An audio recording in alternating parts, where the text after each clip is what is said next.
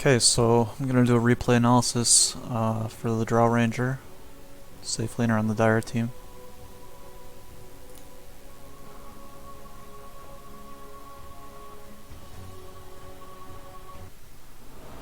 Okay, I'm gonna pause at the beginning to kind of look over the draft. Try to think about it from Drow's perspective.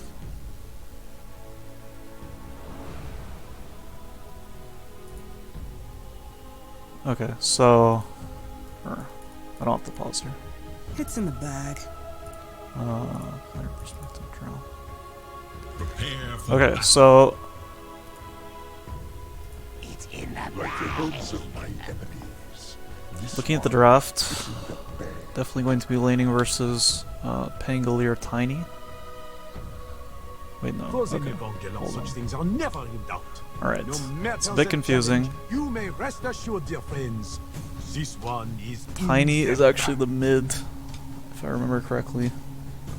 So I would be thinking that I'm going versus either Pangolier or Tiny as the offlaner, and then Pangolier or Tiny as the mid laner, right? So like these two heroes can go either way. So versus these heroes, I would consider getting armor. If I was support, I would consider getting like a 30 seconds to ring of battle. protection. We may never witness Obviously, you another kind of want to match go like these this. Wraithband components, which do give you a bit of Is armor. that intentional? It looked intentional. You'll have to do And better than that. you don't actually need that much regen versus Pangolier, but I think you do need regen versus Tiny. So, good call on the amount of regen, I think. 10 players compete for Hold ultimate on, let me glory. click on this Lich. Okay, so Lich has one mango, so you should have that in mind. Means that, like, because he has a clarity, he's not going to be able to sustain for that long. Like, it's not like a 6 mangoes Lich or something. So you have to think about, basically the fact that, like, he's not going to be able to sustain through long fights with his Q. So he's only going to be able to Q, like, 3 or 4 times. Right? And then he's going to have to go into the trees in clarity for a long-ass time. Or go pull or whatever. That's what I would think about. On this rune fight, I think it's fine. Your heroes are a bit stronger on the rune, I think, just because of Lich. Is that intentional? It looked intentional.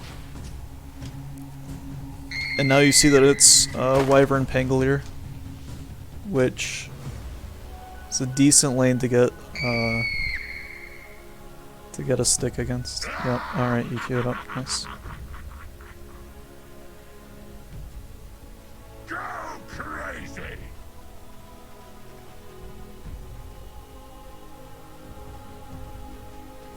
Okay, which blocks the wave. It's fine. Awesome. Yeah, you can trade really well here.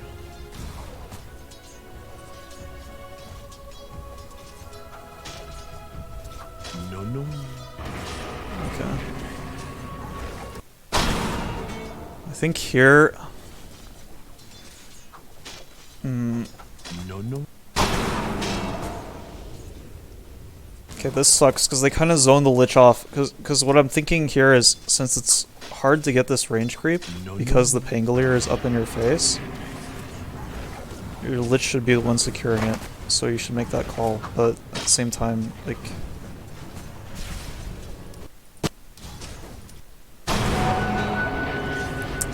just the way this Lich is kind of going right here onto the Wyvern means that you need to probably play a little bit more forward. So right here.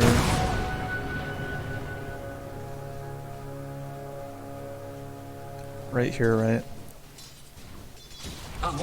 Because you can orb walk like this. As soon as the Lich is going right here, you should actually... yeah, okay, you start doing it, but it's like... it's almost like if you're watching how the Lich is moving, you could be getting 2 more autos in there on the Pango, or 1 auto on the Wyvern. in that one trait. But I think that what you're doing right now, orb blocking, is really good. I just think, so right now you're playing on like the left side of the wave. You could actually play on the right side of the wave a little bit more than you think you can. That's all. It's really good. Oh, the salve is just the replay bug now. They cancel this off. Yeah, so what you're doing here is perfectly fine, I think.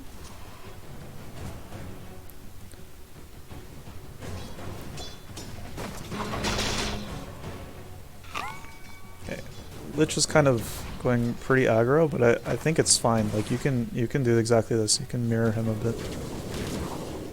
You do miss 3 CS here. So the Lich probably like pinged you and made this call. I think you have to... Yeah, so... I think as soon as you leave, like right here... I don't know if you can see my mouse, but... Yeah, okay, you can. Okay, good. As soon as you're leaving, like right here, I'm not a big fan of this. Like, it's okay to miss 1 CS to go and harass this guy, but it's not clear that you're gonna get the kill. Because... kind of because of what I said earlier, right? So... If we click on this Lich, now he's down to his clarity only. He doesn't have...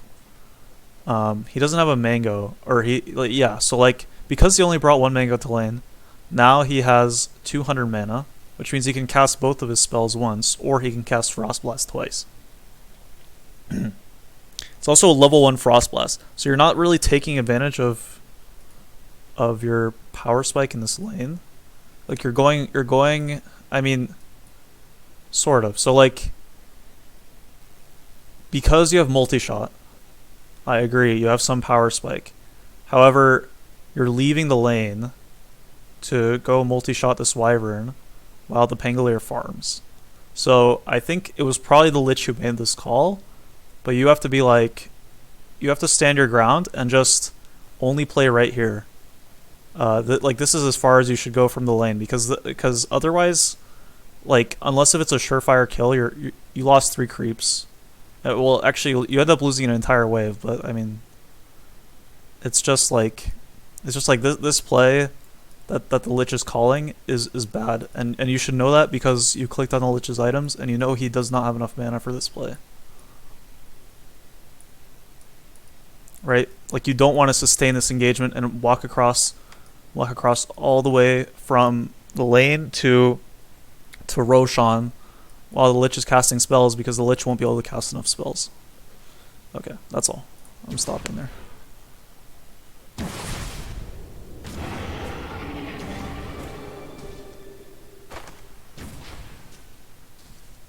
It's like he doesn't even have the cooldown to do this either.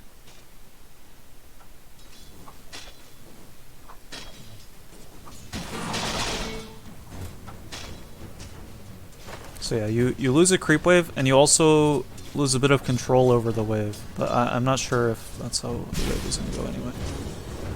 Yeah, I much prefer this use of multi-shot, where you also secure CS. I think just nuking for the sake of getting the Wyvern low is not correct as well. It's another way to think about it.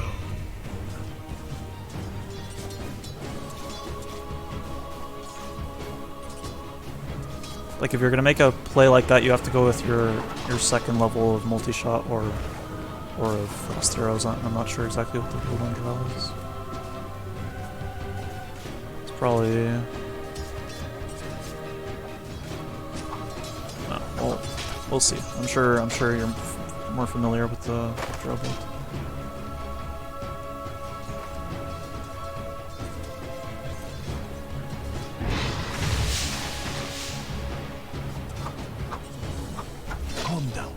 Intentional? This is all fine. We're kind of trying to resecure your lane.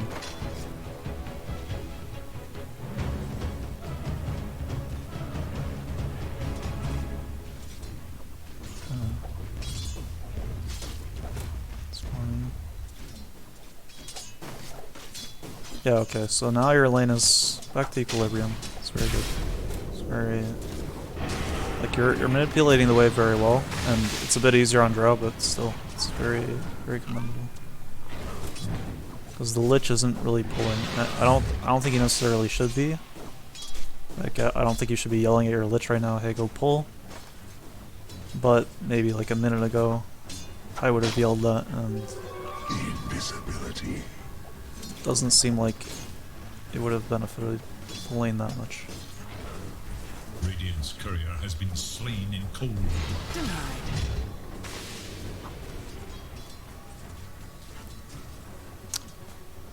I think it's fine to play a little more aggro. I know your HP is a bit low, but to be honest, like, because they're still like, because it's still level 2 on Wyvern, it's still okay. Like, once it's level 3, yeah, you don't want to play on 60%, but like the Pangolier is low enough that if he queues in, it's going to be really rough for him. But then again, with the amount of mana your Lich has, it's okay to play a little scared. Okay, yeah. The wages of fear. Yeah, okay. I would yell at my Lich to pull for sure. Because at 5 minutes, it's not that productive to play in front of the wave.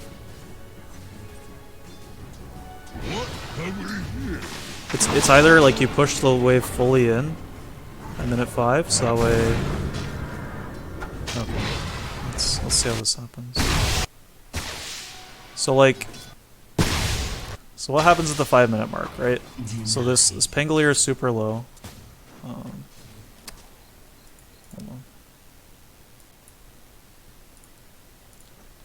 Okay, so this Pangolier is super low. He hasn't gotten an item in a while. So if you click on him, he has boots only. You have Wraithband plus another Wraithband in stash. So because like Pangolier has been hitting creeps about as often as you have, you should expect him to have items like on the way right now. So he definitely has a salve coming. Right? That's what you should think to yourself in this situation. So he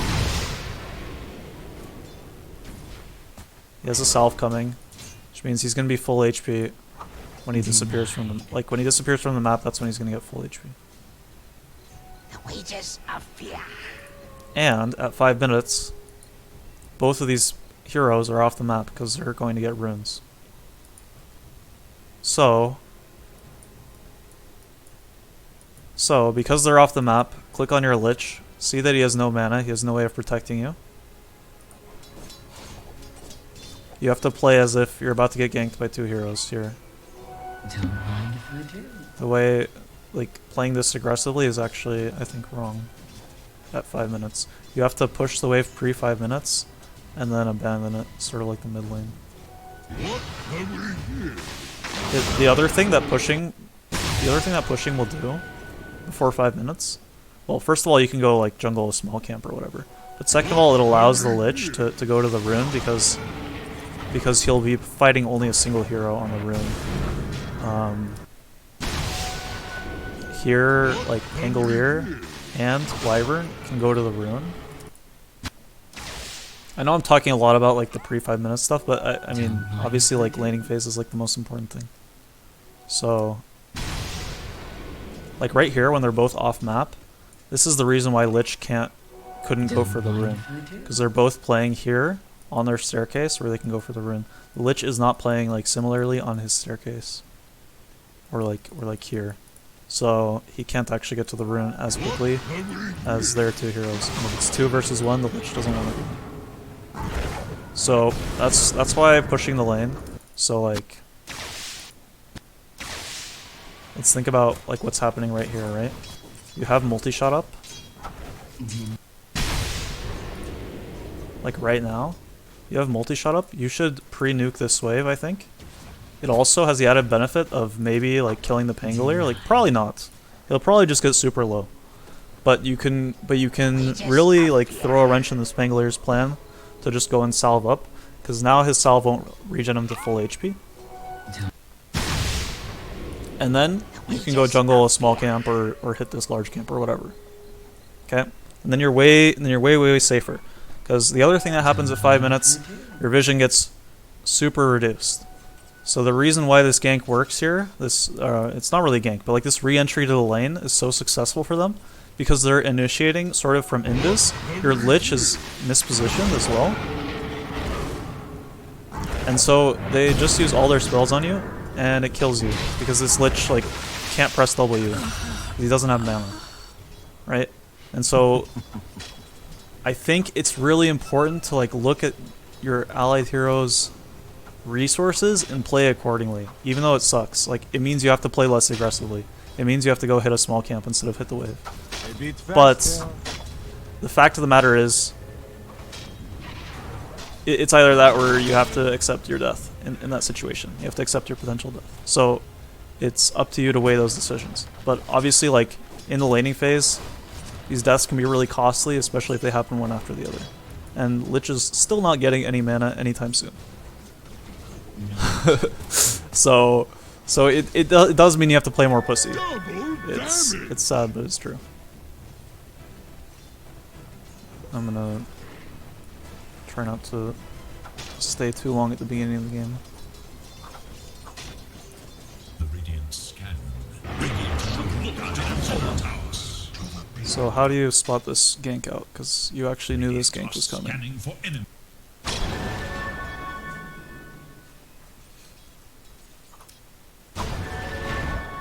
So on this ward, did you see it? You see the wyvern walk up. Maybe you saw the tiny. This is very heads up, very nice.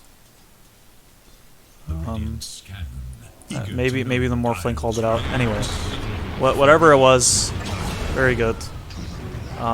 Your positioning is good for this, and I mean the Lich dies, but that's not what the tiny is looking for. So now you should think the tiny's either gonna go jungle this small camp, or he's gonna TP bottom. So maybe you can call that. You can say tiny missing or whatever. But otherwise, like, you're probably safe to re-enter the lane. Just because, like, if the tiny wastes any more time there, it's pretty not worth for him. So I agree with this play. No. However, you do have to play like this because you don't have a Lich. But the way you're playing right now, like, you don't have a Lich. You had to play like that earlier because you didn't have a Lich. You had a range creep, right? So just think about it that way.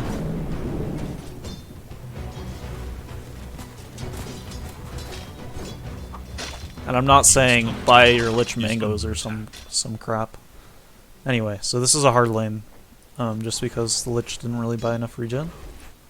But you've survived, pretty much.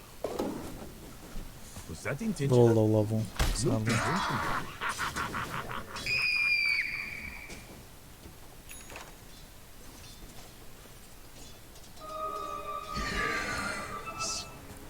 Yeah, so let's just speed this up. Go on your perspective. Speed it up. Okay, contesting pool. It's fine.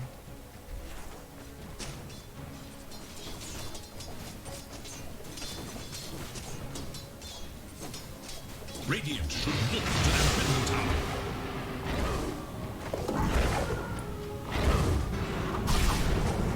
Nice dodge. Wow, okay. Actually, this is like quite good on you because I don't think, yeah, you barely had any vision of this happening. So, okay. So how long has Tiny been missing from the map? That's the question. Okay, so Tiny is on the map at 8 minutes 40. He disappears now. Okay, so 8:42.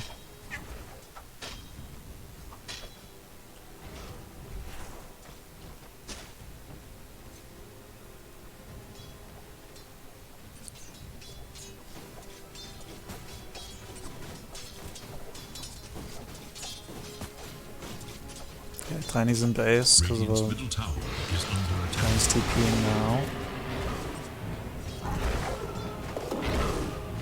Alright, so Tiny has been missing from the map for 40 seconds. Right here. Or right here, he's been missing for 30 seconds from the map. Depending, so if you went and saw his HP and mana pool, like if you had moved your camera there, which I don't think you do.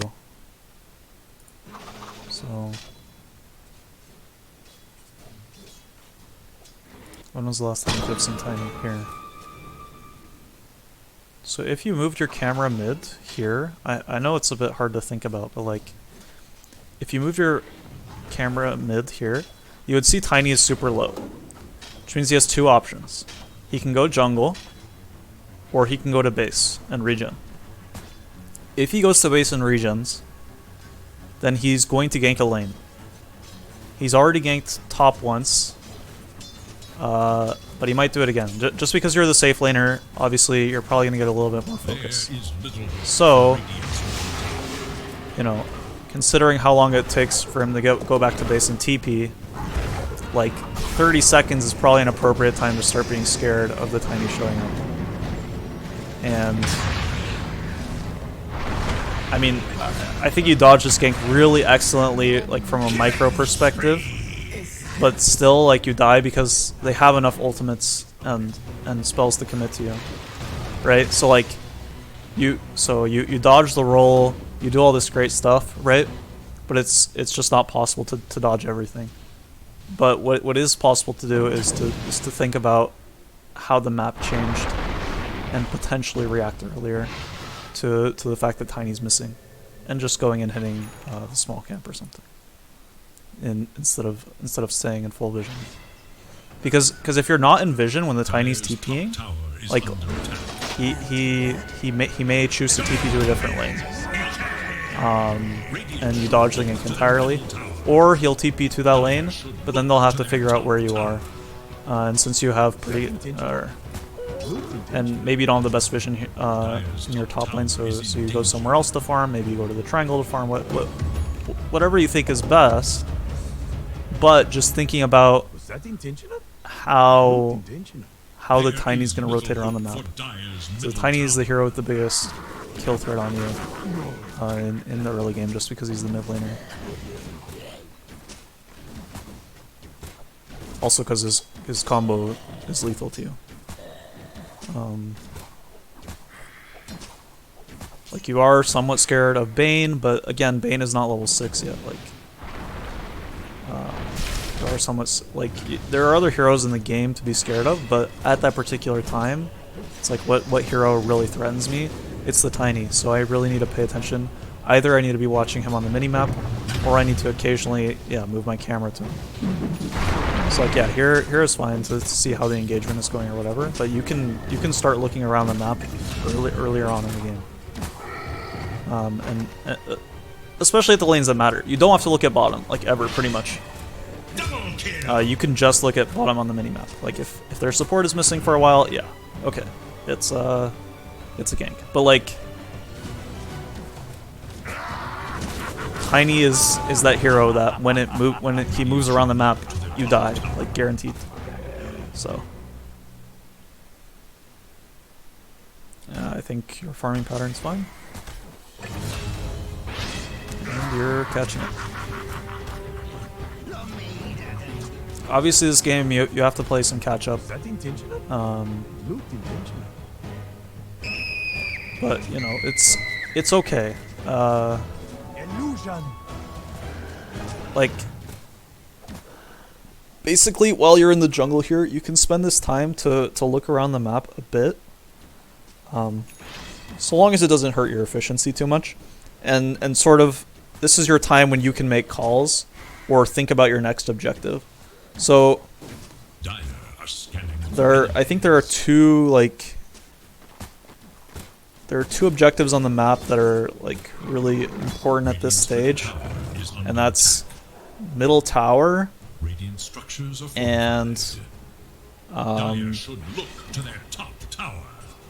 Middle tower and I think top tower is also pretty important for both sides. So defending mid and top tower, also sieging mid and top tower. And so what that means is that most of your team should be focused on these objectives. It doesn't mean you necessarily need to be focused on these objectives. Like, you can farm safely bottom, let's say, but I think that's more the role for like a Spectre hero. Okay, yeah, TPing bottom to get easy kills. Perfect.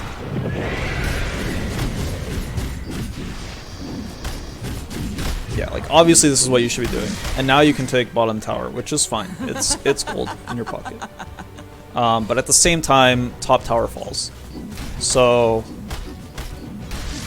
yeah, so basically you have to think that, I mean, you took a winning trade in terms of your own personal gold, but trading top tier 1 for bottom tier 1 is actually kind of a bad trade.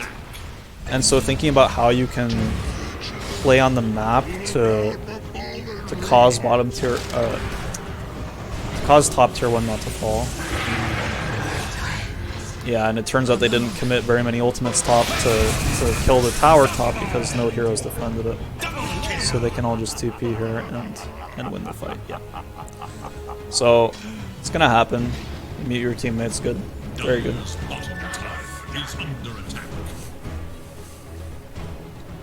All right. So I think it's gonna happen. Because you just don't have a vision advantage top. So you don't know where they're gonna be, and you don't know how many TPs they committed to go top. So it's a bit hard to play in that area. Like, I mean, I don't know if I'd necessarily think about this in the game, but it's just like, if you think about, like, there's a lot of potential. Radiant's top tower is under attack. Dire's bottom tower There's a lot of potential to I lost my train of thought. But anyway,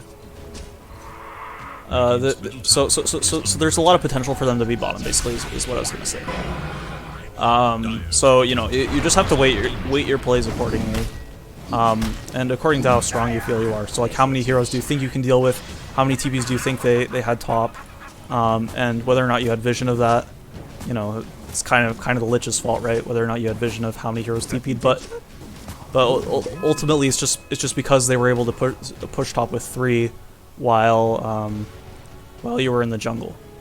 And it's okay for you to have been in the jungle because you needed your golden levels. At the same time, if somehow you had been already bottom hitting creeps, it would have been better. It's just always better to be pushing a lane, right? And it seems like bottom was already pretty free when they were showing so many heroes top.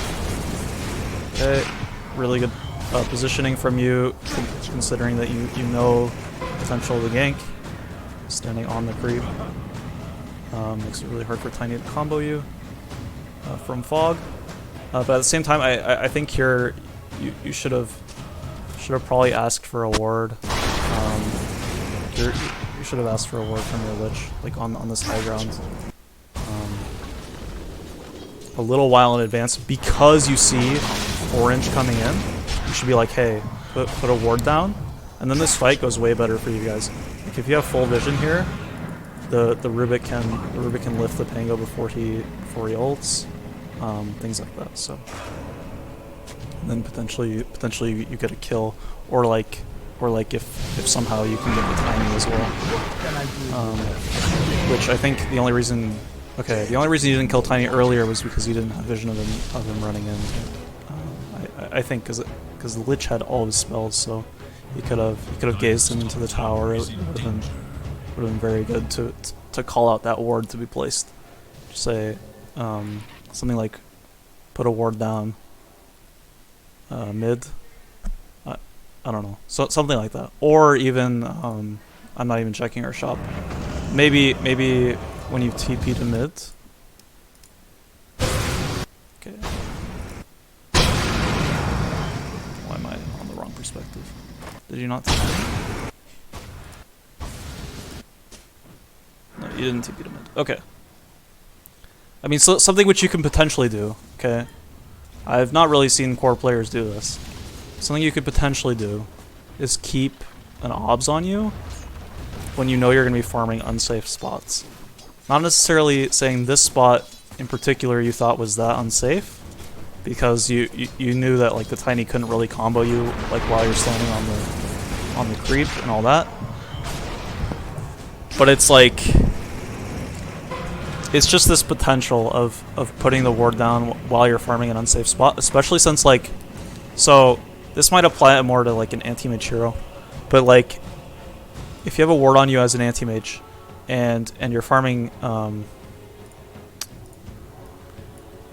like these two camps here, then like while you're in this small camp, you can place a ward on the high ground here, see if there's anyone there, but before you go, and then it also allows you to gain another camp. So I think putting like getting one obs when you know you're going to be farming like all over the map and in potentially unsafe areas is actually pretty good, because your support might not necessarily be able to follow you.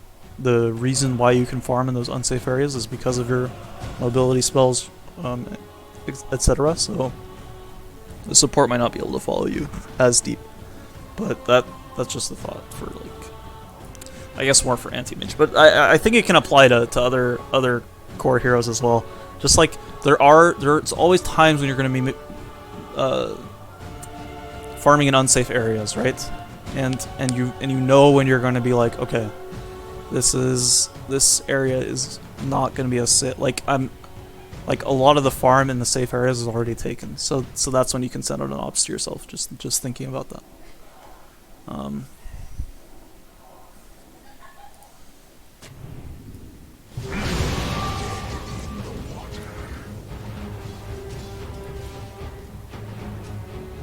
Dire should look to their top tower. Okay.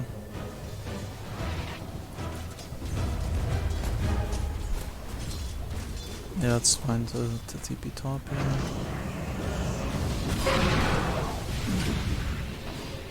Yeah, I think your team overstayed, but you made the right call. One thing to always do is to just say, you know, back. And try to say it before you think about TPing. Or like as you think about TPing, or the other thought should be get back teammates. Otherwise, you know, they're gonna feed and you're gonna be like, well, I was out of there, why didn't you leave? It's just like the earlier you call that you're leaving, the better. And if they die, it's on them, you know? Not on you. But anyway, you get this wave really far out.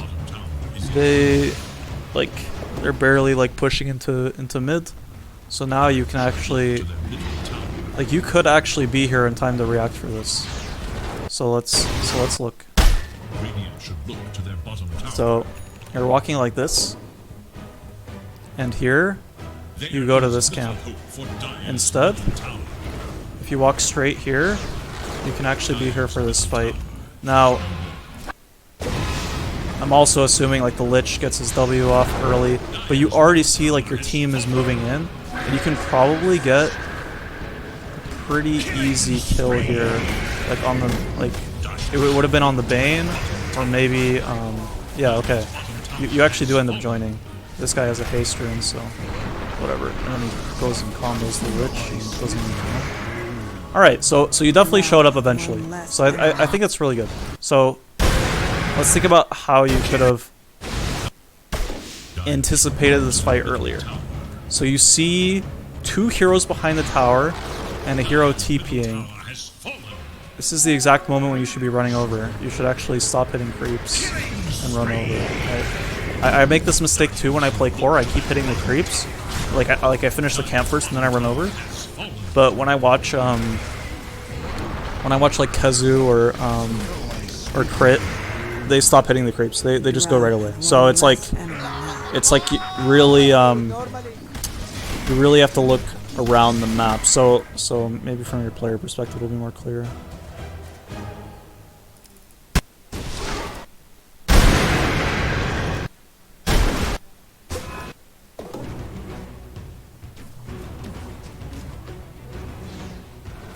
So I think you're looking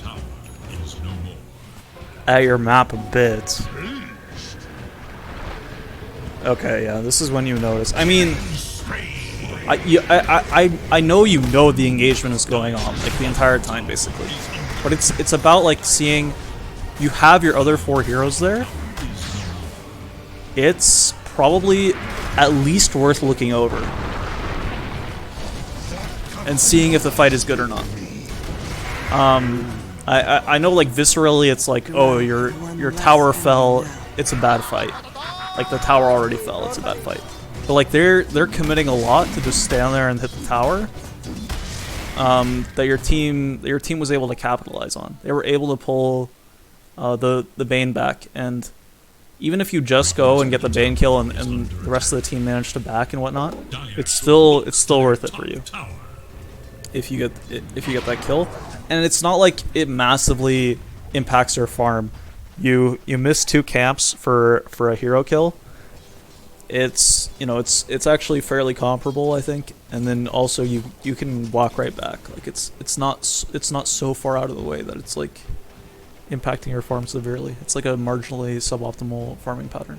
But it's at least worth looking over at engagements, like with your camera, to try to understand like what's going on beyond just the number of heroes. Because I know you looked at the minimap and saw that you had heroes there, but you thought because your tower was falling anyway, or I'm just assuming now, but like you thought since the tower's falling anyway, probably a bad engagement. But just think about how your heroes are positioned, if they're positioned well, like if they're catching heroes out, things like that, because you do damage right now. I mean, I know it's not insane. So this fight is definitely happening like way too far away. And so you correctly don't go to that one. I think that's fine.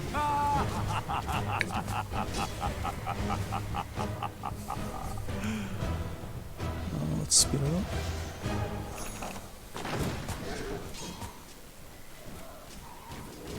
Me Drow, me Glick creeps. Smiley face. Okay.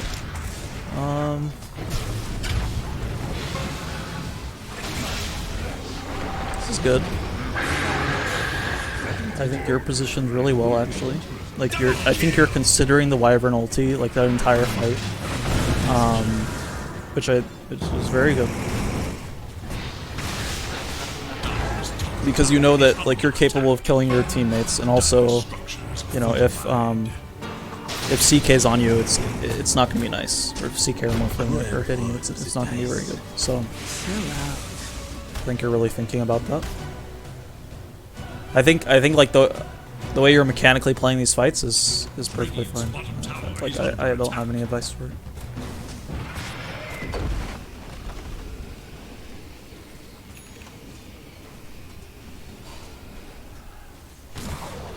I think this is kind of bad. Like it's just the fact that like diving into these trees it's no man's land, and you have 2 heroes. So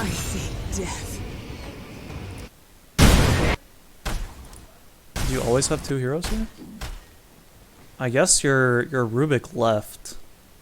So this always sucks, right? Like I always get tunnel vision at this point, and I look at the tower and I'm like, ooh, the tower. But if just one time you look at the minimap and see your Rubik is not here, you automatically would know that this is bad. And I would say it's even further bad because neither of your heroes actually can break trees, so you have no way of like gaining vision and stuff. So just thinking about that beforehand, I think, would be helpful. But like, yeah, just like think about what your heroes can do. You're not Storm, you're not Puck. You can't maneuver around trees or break them. So, like you didn't have force for that. So it's really hard to just walk into trees as a hero like Drow. I think you have to just like you could either be sieging the tower there or realizing, hey, the Rubik backed, and maybe like either calling him I don't think calling him over is necessarily right. I think it's kind of just right to just leave in that situation. Dire's bottom tower has fallen.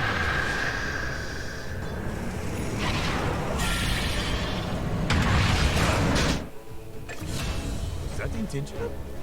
Looked intentional.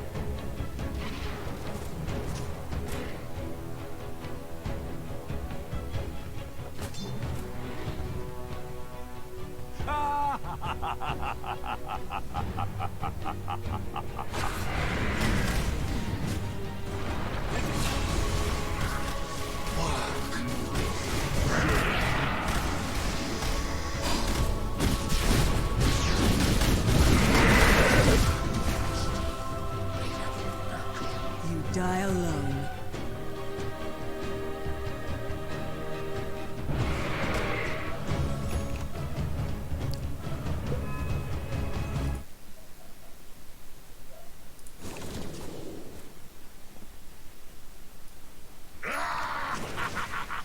Illusion.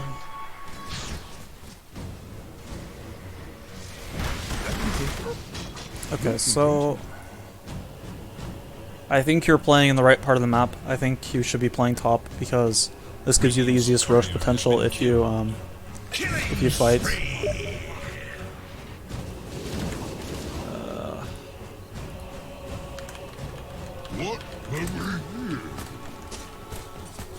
All right. So I think this is right. I'm gonna fast forward. Okay, so taking a fight here. Fight goes really well. You're gonna end up taking Roche, and you're gonna finish the game with that. That's my prediction. Knows the risks. So let's see if I'm right. Yep. Either you or someone else called Roche. You're going Roche. Your Rubik is the one split pushing. That's absolutely fine. Either your Rubik or your Lich. It's perfectly fine for your Rubik or your Lich to be split pushing. If it's any other hero, you definitely want to call them to be in the lane hitting Radiant's top hitting tower tower is under attack. with you.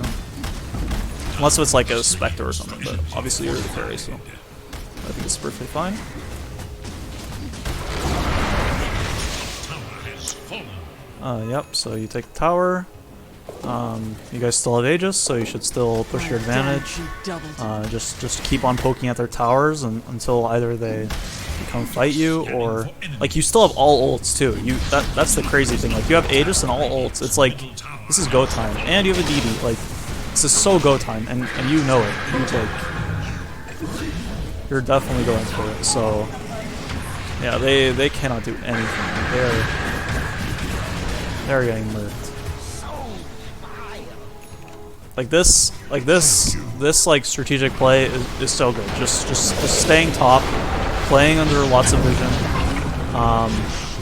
and you know when you win a fight, you take Roche. Or if you can't win a fight, you know, at least making a lot of space. So other lanes can push